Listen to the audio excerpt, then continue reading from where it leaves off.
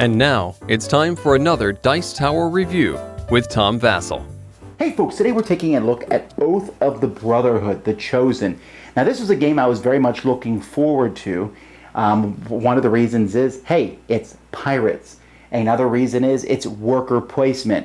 I really like that combination. I heard that this was a bit like Lords of Waterdeep, which is a game I like very much. The box cover looks cool. The artwork of the game, I love pirate. I just love the theme. Here we go.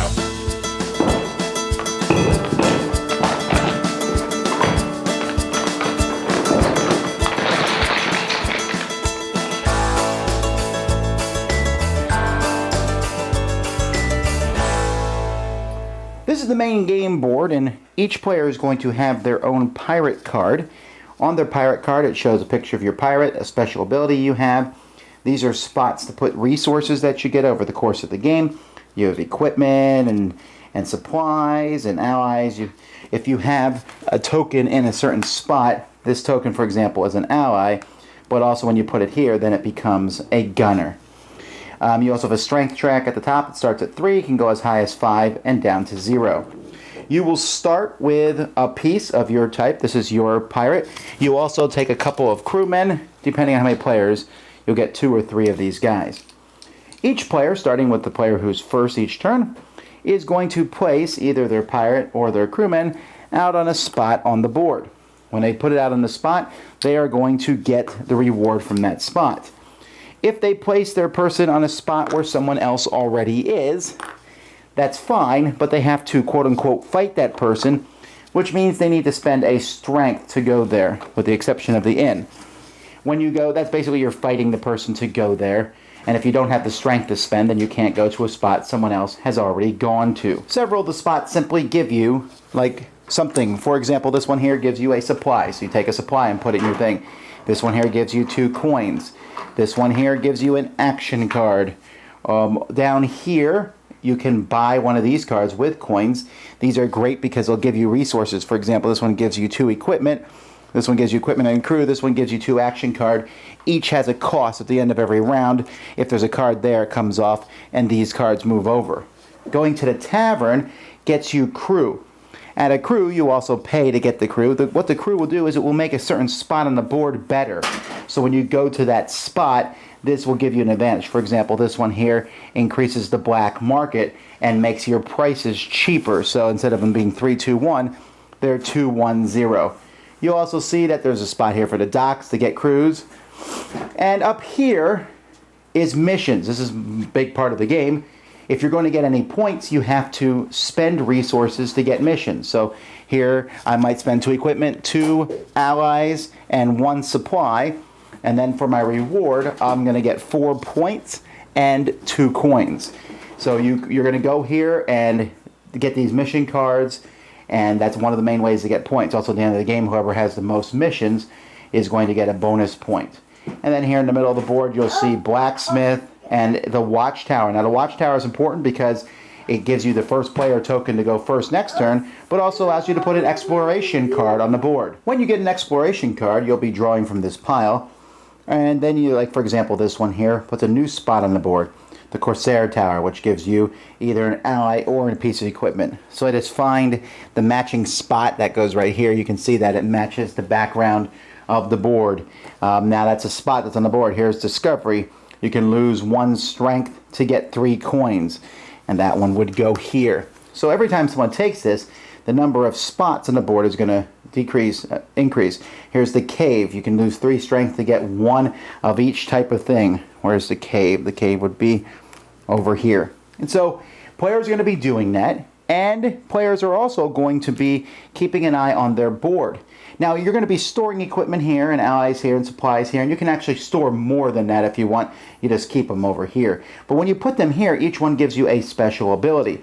Sometimes the ability requires you to take the token off and discard it. For example, here you can take the parrot off to complete a mission.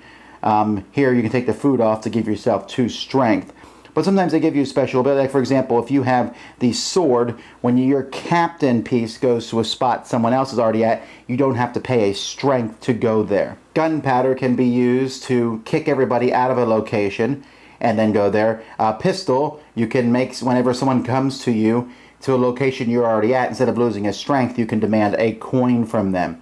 So each of these gives a special ability that you have as long as you have a piece on that. But as soon as you spend it to complete a mission or to do something else, then you no longer have that piece of equipment. The game is going to last a certain number of turns based on the number of players. At the end of those turns, whoever has the most points wins. There's some end game bonuses for most missions and the most people on the board, most followers that you've gotten from the tavern. This tavern and black market, in the missions they fill up as the game goes by. Most points is the winner of the game. Well, we have some problems with this game. Components. The components are fine, but stand-up counters, just, I don't know, they're not that useful in this game. Like little wooden pieces, I would have been much superior to these, which fall over a lot. And since one is your pirate, that one's sometimes hard to see where that one is. The card artwork is really good, but it's not always easy to see. The board is not always easy to see everything on, and you're always spending this time with those exploration cards, like, that goes over here. A little faint outline on the board where the cards would go would be okay. But the rest of the pieces, they're fine. The card quality is very shiny, but the card quality itself, they get nicked very easy with black borders. Sometimes companies stop using black borders for cards if they're going to get nicked very easily. The gameplay itself, as I said at the beginning, it's very similar to Lords of Waterdeep. In fact, it's very similar to Lords of Waterdeep. It almost feels like whoever played this played Lords of Waterdeep and said, oh, I can do that. And you can. The problem with this game is it's very slow. You like, oh, I go here, I get a piece of equipment. Oh, I go here, I get this, I get this, I get this. Yay, I can complete a mission. And since the missions, there's only 3 of them face up at any point in time, they cycle pretty quickly. So especially in games with more than 2 players, you'll be like, ooh, I'm going to do that mission. And someone else will do it before you. So you're kind of like hoping that the mission's available as you slowly get the resources. This player board is the idea of the game, right? Each game has something that sets it apart, and this is what it is here. When you collect resources, they're not just generic resources. You're not just collecting equipment. You have a sword and a pistol and a spyglass and a sextant, a parrot and a monkey and a first mate gunner. Okay, that's cool, and I like that idea. The problem is this. First of all, you're constantly trying to remember what all these do. I mean, even after playing it, it was like, oh, wait, okay, I played, this is my second game here, and I'm still having problems remembering what all these do. Some of them are used more than others, and some, like the pistol, the sword, I want to keep one on there all the time so that I can take the second spot without having to pay that strength. The problem is the ones here that you spend, like spend a food to get 2 strength, that's okay, but almost invariably, these special abilities are not as good as just saving them up and getting the missions, because that's how you win the game. The bonus is also at the end of the game is, woohoo, you get 1 for having the most tokens here. Your better bet is to spend these and get missions. So this is a cool idea, but in practice isn't that interesting, because you are simply just spending these and you're like, oh, I could do this cool thing now, complete a mission. And that's what's going to happen over and over and over again. Now, the way the board grows and there's more space on the board, the game does get interesting as time goes by, but it's too long for what it is. By the time you get to the 8th or 10th round or whatever many rounds you're playing, you're like, oh, is this game over yet? Because it's very repetitive. Go here, get an equipment. Go here, get this. Now, that does sound similar to Lords of Waterdeep, but in Lords of Waterdeep, when you completed a mission, it was like, wow, I get 20 points. Like here it's like, ooh, you get 3 points and 2 coins. Yay, and it just feels like you're slowly getting small rewards, and the payout isn't that exciting.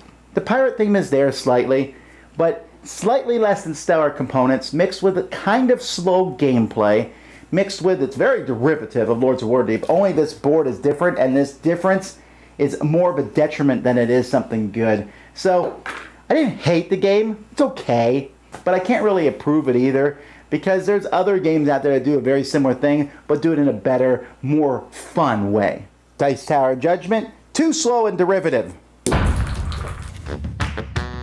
Thanks so much for watching the Dice Tower videos. Find more great videos and reviews, as well as our top-rated audio podcast at Dicetower.com. You can also find other great shows at Dicetowernetwork.com. I'm Eric Summerer, and you've been watching The Dice Tower. The Dice Tower is sponsored by Cool Stuff Inc., where you can find great games for great prices. Cool stuff in stock. Check them out at CoolStuffInc.com. Shut the door! There. There.